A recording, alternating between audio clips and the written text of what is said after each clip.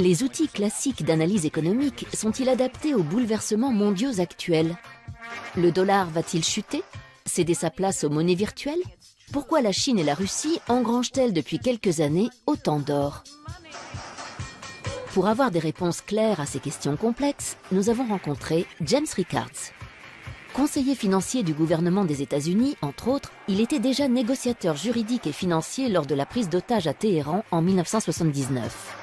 Directeur d'une banque d'affaires à New York, Rickards conseille des fonds d'investissement privés. Et aujourd'hui, il s'inquiète du désarroi des gens plus modestes sur lesquels la crise a fait des ravages. Après le succès en 2011 de Currency Wars, où il faisait de la question monétaire un enjeu de sécurité nationale, Rickards envisage aujourd'hui un nouveau scénario catastrophe dans The Death of Money, la mort de l'argent.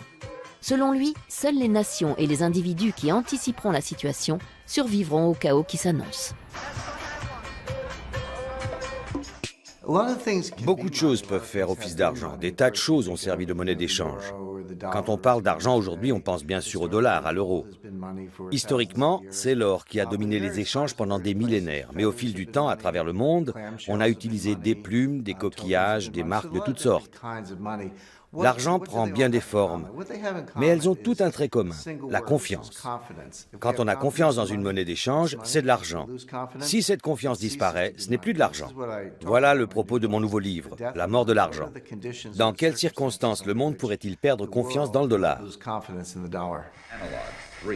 Down 127 points from yesterday. Atlanta Gas, 7, down 86 points.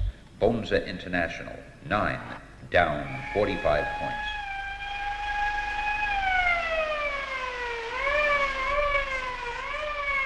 Jesus, look at that. Well, what is it? What's happening? What is it? A suicide epidemic? A war? No, the crash. The market is collapsing. En 2009, j'ai conçu et planifié le premier jeu de guerre financier. Ce projet a été financé par le ministère de la Défense américain, par le Pentagone, et réalisé dans un laboratoire militaire ultra secret près de Washington. J'ai engagé quelques spécialistes et nous avons échafaudé des plans en se disant « on va leur en donner pour leur argent ». C'était un jeu de guerre financier. On ne pouvait pas utiliser des armes conventionnelles, pas de bombes, pas de navires, ni de sous-marins. Nos seules armes étaient des actions, des obligations, des produits dérivés, des monnaies et des matières premières. Notre plan était le suivant. La Russie et la Chine mutualisaient leurs réserves d'or, émettaient une nouvelle monnaie indexée sur l'or par l'intermédiaire d'une banque à Londres et d'une chambre forte en Suisse. Ensuite, ces deux pays annonçaient qu'à l'avenir, les exportations énergétiques russes et les produits manufacturiers chinois devraient impérativement être réglés dans cette nouvelle devise. On tourne le dos au dollar, on va détruire le système fondé sur le dollar. Voilà le scénario que nous avons développé, et on s'est moqué de nous. Des professeurs de Harvard ont déclaré « C'est ridicule, l'or ne joue plus aucun rôle dans le système monétaire, c'est une référence du passé. » Eh bien, vous savez quoi? Depuis 2009, la Russie a augmenté ses réserves d'or de 70%, la Chine de plusieurs centaines de pourcents. On voit les Russes s'en prendre aux États-Unis en menant une guerre financière. Ce que nous avions imaginé est en train de se réaliser.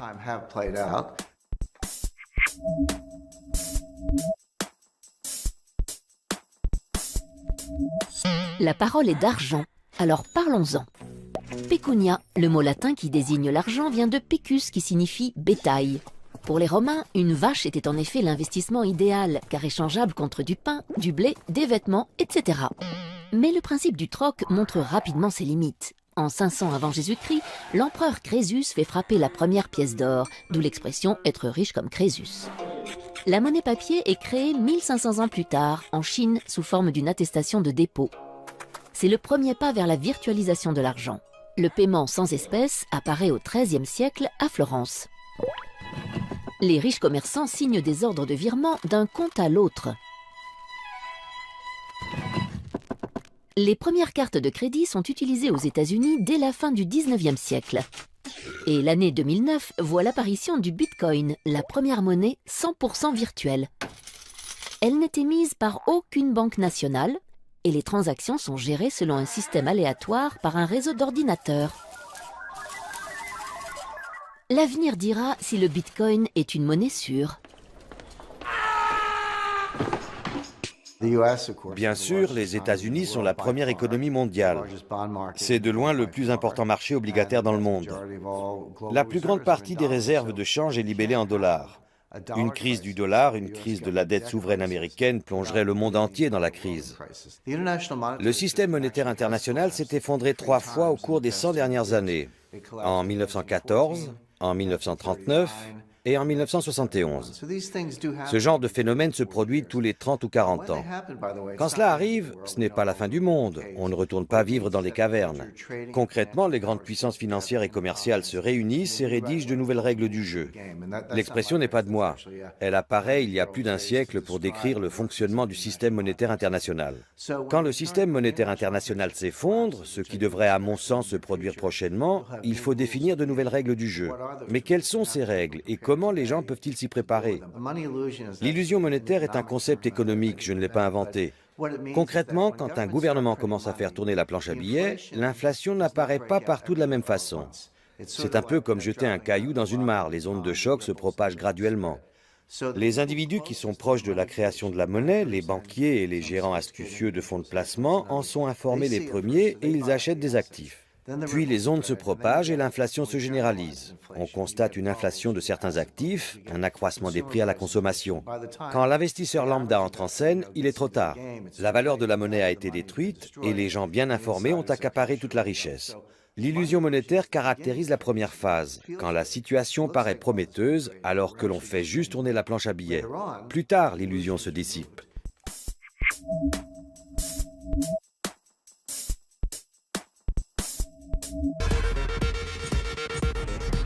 C'est la plus célèbre devise au monde sur laquelle est inscrite aussi la plus fameuse « In God we trust », même s'il y a longtemps que les mécréants lui font davantage confiance qu'à Dieu. L'heure est grave, de plus en plus contesté, le dollar est même menacé de disparition. Il pourrait être remplacé par la monnaie virtuelle et autres moyens de paiement numériques. Pourtant, s'il quittait la scène, quel drame pour le rêve américain auquel il est intimement lié. Rien ne pourrait l'effacer de notre imaginaire où il occupe une place de choix. Le dollar est lié à la naissance de la nation américaine. Il a été créé pour financer la guerre d'indépendance. Il est synonyme de conquête et de pouvoir. C'est un trophée. L'Américain est dévoré par l'ardente ambition de faire fortune. C'est l'unique passion de sa vie. Chacun ici désire devenir riche et s'élever dans la société. Personne n'estime impossible d'y parvenir, écrivait Tocqueville en 1840. Même si les immigrants qui rêvaient d'une Amérique aux rues pavées d'or ont vite déchanté. Bretton Woods l'a encore magnifié en faisant l'unique monnaie des échanges internationaux à la fin de la Seconde Guerre mondiale. Symboliquement, depuis, posséder des dollars, c'est pouvoir se payer n'importe quoi, partout dans le monde. En littérature, même Jack London, l'homme des grands espaces, lui consacra une nouvelle pour $100 de plus. Quant au cinéma, il a joué un rôle capital dans la construction du mythe. De Capra à Eastwood, on ne compte plus le nombre de films où il tient le premier rôle. Et c'est bien $1 silver que chante Marilyn dans Rivière sans retour. Aujourd'hui, s'il n'a quitté ni les livres, ni les articles, ni les séries, les jeux vidéo ou l'art contemporain, son image fait particulièrement fantasmer les rappeurs, dont il est devenu l'accessoire préféré à longueur de clip. Il y a des choses que l'on sait. On connaît l'échelle du système et on sait aussi qu'un krach est en rapport exponentiel avec la taille du système. Quand le système triple de taille, on ne triple pas le risque, on le multiplie par 10 ou par 100. C'est la nature d'une fonction exponentielle. Quand on regarde le système actuel, on constate qu'il est beaucoup plus gros qu'avant. En 2008, par exemple, on a tous entendu l'expression « trop gros pour faire faillite ». Les banques étaient trop grosses pour faire faillite, il fallait les sauver. Eh bien, vous savez quoi? Aux États-Unis, depuis 2008, les 5 plus grandes banques sont plus importantes encore. Elles contrôlent une part plus grande des actifs bancaires et elles ont une panoplie plus large de produits dérivés. Ce qui était déjà trop grand en 2008 pour disparaître est encore plus grand aujourd'hui. Ce qui veut dire que le risque d'un effondrement catastrophique est encore plus grand. On voit ce qui nous attend. Aujourd'hui, avec les réseaux sociaux, nous sommes plus connectés que jamais. La possibilité qu'une perturbation minime se propage à grande vitesse est encore plus probable en raison de cette connectivité accrue. Si un nombre suffisant d'individus, ce que l'on appelle le seuil critique, est atteint, les agents économiques commencent à changer de comportement en fonction des réactions d'autres agents. Voilà le seuil critique. Il varie d'un individu à l'autre. Mais s'il est atteint, alors des événements mineurs peuvent se propager et causer un effondrement systémique, comme un flocon de neige peut provoquer une avalanche. En d'autres termes, pour qu'un tel phénomène se produise, il faut que les agents soient connectés, il faut qu'ils communiquent. Sans cette connectivité et cette communication, on ne risque pas un changement de comportement à grande échelle.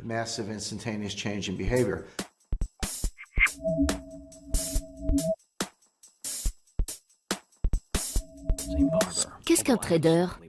Un opérateur de marché qui vend et achète des actions boursières de façon désormais totalement numérique. Depuis quelques années, il est devenu un personnage sulfureux et romanesque, comme un bandit ou un justicier. Caractéristique, il va vite, très vite, parfois aidé de quelques produits illicites. Il est riche, merci les primes, sa copine est belle, mais pas son langage.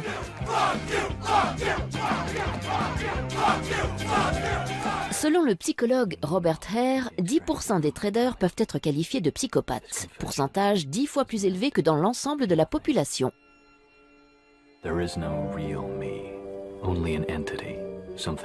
Peu à peu remplacé par des machines, le trader devient-il lui-même un algorithme susceptible de dérégler le système?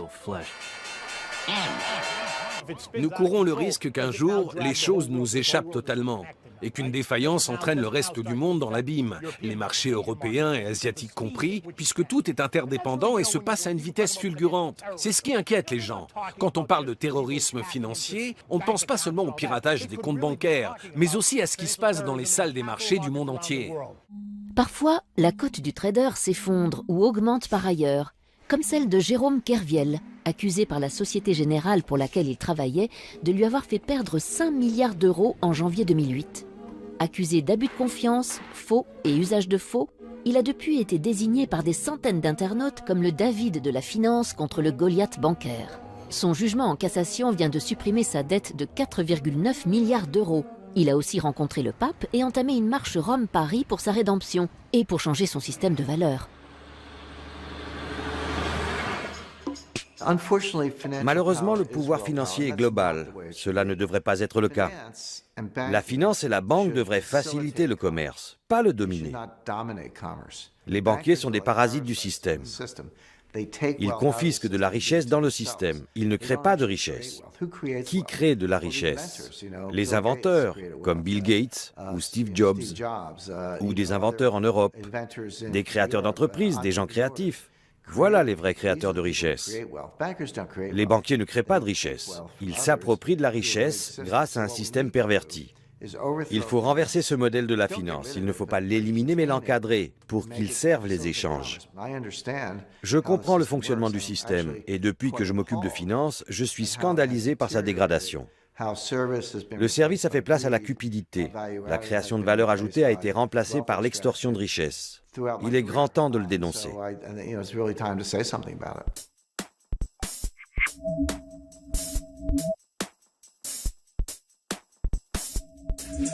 Qui se souvient du Bancor, un nom poétique pour une monnaie qui n'a jamais vu le jour? Imaginé par le grand économiste britannique John Maynard Keynes, le Bancor se voulait le nouvel étalon monétaire international émis par un organisme indépendant. Mais les États-Unis ne l'entendaient pas de cette oreille en 1944. Pourtant, l'esprit de neutralité du Bancor pourrait bien avoir inspiré les créateurs de l'euro, utilisé dès 1999 pour les transactions. On retrouve au fondement de la monnaie européenne la même ambition de créer une devise supranationale. Aujourd'hui, les monnaies virtuelles ont le vent en poupe. Elles ont investi les jeux vidéo principalement en ligne. Sur Second Life, Entropia Universe ou World of Warcraft, accomplir une mission ou dérober un butin peut rapporter des Linden Dollars, des Project Entropia Dollars, des Adena ou autres PO. Certaines plateformes proposent même de convertir les gains amassés en vraies devises ou, plus pragmatiquement, de les utiliser pour régler son abonnement. A l'inverse, pas de problème pour renflouer son porte-monnaie virtuel. Il suffit de se munir d'une carte bancaire, bien réelle cette fois. On n'oublie pas le Bitcoin, la monnaie virtuelle de la vraie vie. Créé en 2009, le Bitcoin est une devise électronique cryptée qui permet notamment d'effectuer des transactions en ligne sans passer par une banque. Le revers du Bitcoin, son cours très volatile qui fait des montagnes russes. Et sa sécurité. Ainsi, 650 000 bitcoins, soit près de 300 millions d'euros, se seraient volatilisés suite au dépôt de bilan de la plateforme d'échange de bitcoins Mt. Gox ces dernières semaines. Enfin, pour ceux qui ont prévu de voyager prochainement sur Mars, PayPal vient de lancer PayPal Galactic, un système de monnaie universelle qui permettra de faire ses courses dans l'espace.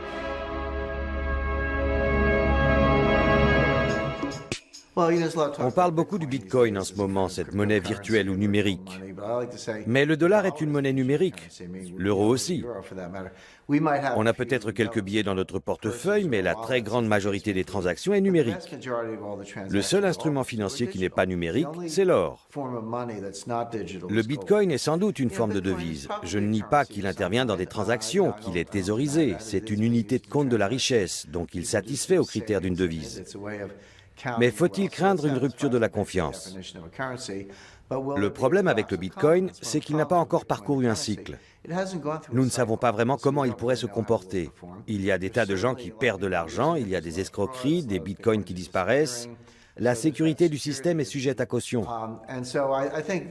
Les gens qui plébiscitent le Bitcoin sont soit des technophiles, des fanats d'informatique style Silicon Valley, ou des libertaires, des anarchistes, qui détestent les gouvernements et qui se disent « Voilà une monnaie qui échappe au contrôle d'État, ça me plaît ».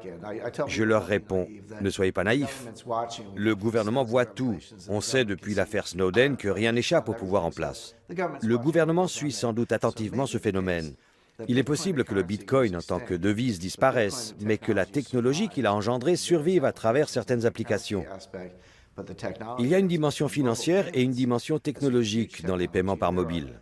Il y a des milliards de gens dans le monde qui possèdent un téléphone mobile. Ils n'ont pas de ligne filaire, ils n'ont pas de compte en banque, mais ils ont un téléphone mobile. Quand on peut utiliser son téléphone pour effectuer des règlements en ligne, par le biais d'une carte de crédit, même si vous n'avez qu'un compte en banque à peu de frais, même si vous n'avez pas de compte titre, vous avez votre mobile, un peu d'argent sur votre compte, vous pouvez faire des paiements. Je peux vous transférer de l'argent, vous pouvez m'en envoyer. L'industrie des règlements par téléphone mobile se développe très rapidement. Elle est en train de bouleverser la finance. Toute cette connectivité est formidable, mais il faut comprendre que plus nous sommes connectés, plus le système prend de l'importance et plus on accroît le risque d'un effondrement catastrophique. C'est le revers de l'économie en réseau.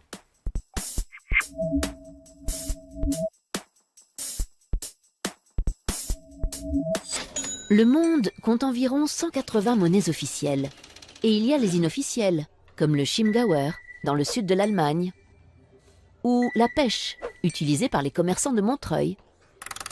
À la bourse, le dollar, l'euro et le yen japonais sont les devises les plus en vue. La bourse la plus importante du monde est celle de Wall Street. En 2013, 7 000 milliards de dollars y ont été échangés. En deuxième position, le Nasdaq, qui est un marché boursier totalement virtuel. L'argent travaille vite, son unité de temps est la nanoseconde. Les ordinateurs traitent aujourd'hui les transactions en un milliardième de seconde. 1000 transactions en un battement de cils. En 2010, on comptait encore en millième de seconde. Ces transactions à très grande vitesse représentent 50% des échanges dans le monde, 70% aux États-Unis et 40% en Europe. Pourquoi est-ce que le dollar est la première monnaie de réserve dans le monde? Ce n'est pas lié à la devise elle-même, mais au support d'investissement libellé en dollars. Supposons que vous soyez un partenaire commercial des États-Unis et que vous encaissiez des dollars ou toute autre devise. Ce surplus, il faut l'investir. Le marché des obligations américaines, les bons du Trésor, est le seul marché au monde assez important pour pouvoir absorber l'épargne mondiale. Les Chinois détiennent 4 000 milliards de dollars de réserves de change. Mais il faut aussi compter le Japon, Taïwan, toutes les grandes puissances commerciales. Collectivement, cela représente des milliers de milliards de dollars. Tout cet argent est placé en bons du Trésor américain, non pas parce que les gens adorent ces obligations, mais parce que c'est le seul marché assez grand pour absorber ces liquidités. Si on examine le marché de la dette souveraine en Europe, il est comparable au marché américain. Mais il est morcelé. Il n'existe pas d'eurobond. Il y a des obligations d'État allemandes, françaises, italiennes, hollandaises. Si on avait un marché unique, s'il existait des eurobonds, garantis par le crédit de la zone euro, ce marché serait plus important que celui des bons du Trésor américain. Dans quelques années, pas tout de suite, dans 2 ou 3 ans, ce marché européen existera et l'euro remplacera le dollar comme monnaie de réserve, si le système ne s'effondre pas d'ici là. Dans un monde qui ne subit pas d'effondrement, vous verrez une appréciation de l'euro. Dans un monde qui s'effondre, aucune monnaie ne sera épargnée, pas même l'euro. You're pathetic trying to be like us. We're not trying to be like you idiot. We're much stronger than you are anyway. Our currency's the best. No, we are. No one's want to trade with you anyway. You want to bet, huh? Yes, I want to bet. You want to take that? Yes, I want to bet. They will all be quiet and go back to sleep, or there will be no pocket money. No bailout and no loans. Sorry, Daddy. En matière de sagesse économique, j'apprécie par-dessus tout Angela Merkel. C'est la seule dirigeante qui comprend l'économie parce qu'elle n'est pas économiste. C'est une scientifique. Comme je l'ai expliqué, il faut aborder l'économie avec des outils scientifiques, pas de la pseudoscience. Le keynésianisme, la théorie de l'équilibre général, la valeur à risque, tous les modèles et les techniques qui sont utilisés dans la finance et la gestion du risque sont de la pseudoscience. Ils ne correspondent pas à la réalité. La théorie des systèmes complexes, la théorie des réseaux, l'analyse de la distribution du pouvoir sont des modèles qui reflètent la réalité. Angela Merkel est une scientifique, elle comprend ces phénomènes. Et elle comprend aussi que l'Europe doit être restructurée. Elle assume un rôle dirigeant dans ce domaine. En fait, toutes les grandes régions économiques, l'eurozone, les États-Unis, le Japon et la Chine doivent être restructurées. Mais seule l'Europe procède à des ajustements structurels. Les autres régions s'en remettent à des solutions monétaires, à un ajustement des liquidités.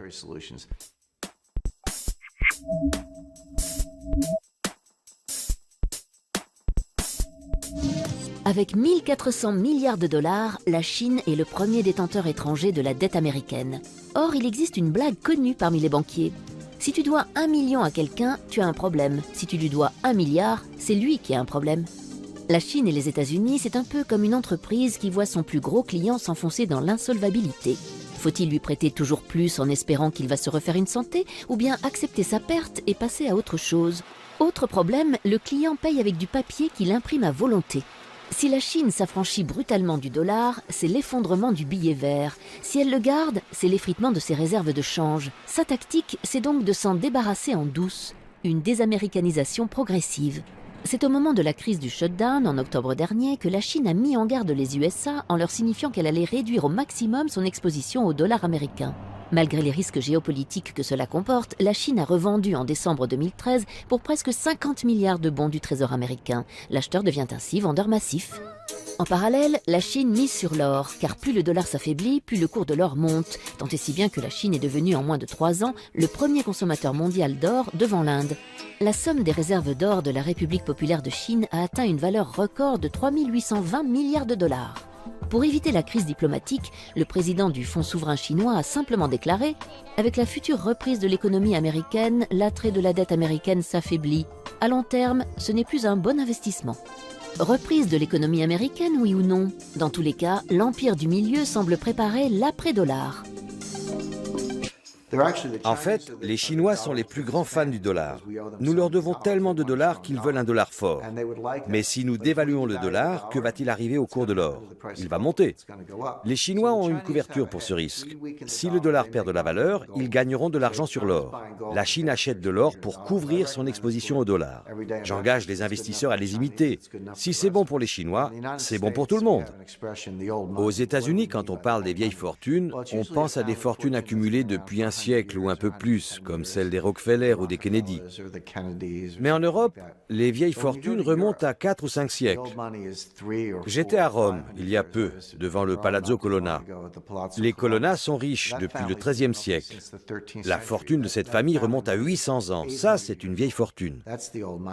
Quand on discute avec ces milliardaires européens qui gèrent cette fortune dynastique et qu'on leur demande « Vous avez su protéger votre fortune non seulement de la dépression des années 30, mais de la guerre de 30 ans, des guerres de Louis XIV, des guerres napoléoniennes, de la guerre d'Espagne. Comment avez-vous survécu à tous ces cataclysmes ?» Ils vous répondent « La règle est 3 tiers. Un tiers en or, un tiers en œuvres d'art, un tiers en propriété foncière. » Prenons l'exemple de Warren Buffett. Warren Buffett a toujours dit du mal de l'or. Mais qu'a-t-il fait? Il y a quelques années, il a acheté les chemins de fer Burlington Northern Santa Fe. Il a acheté tout le réseau, il l'a privatisé. Il n'est plus coté en bourse. Qu'est-ce que c'est une compagnie de chemin de fer? Ce sont des actifs durables, des rails, des droits de passage, des concessions minières, du matériel roulant, des aiguillages, des signaux. Une compagnie de chemin de fer, c'est un gros paquet d'actifs durables. Comment est-ce qu'une compagnie de chemin de fer gagne de l'argent? en transportant des biens durables, du maïs, du blé, du charbon, de l'acier, du pétrole.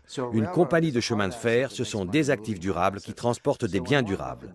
Quand Warren Buffett fait cela, les gens disent « Warren Buffett aime bien les actions des entreprises de transport ». Pas du tout. Il investit ses dollars dans des actifs durables. N'écoutez pas ce qu'ils disent, observez ce qu'ils font. Where is here?